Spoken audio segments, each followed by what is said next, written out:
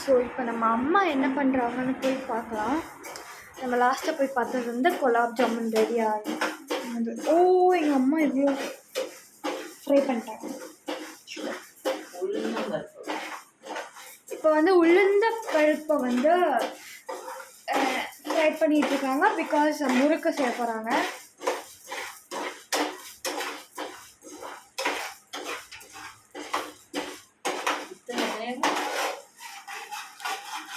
நான் வெறும் குலாப் ஜாமுன் சாப்பிட்றேன். It's not good but it's not also so bad. நல்லா தான் இருக்கு. ஆமாம்,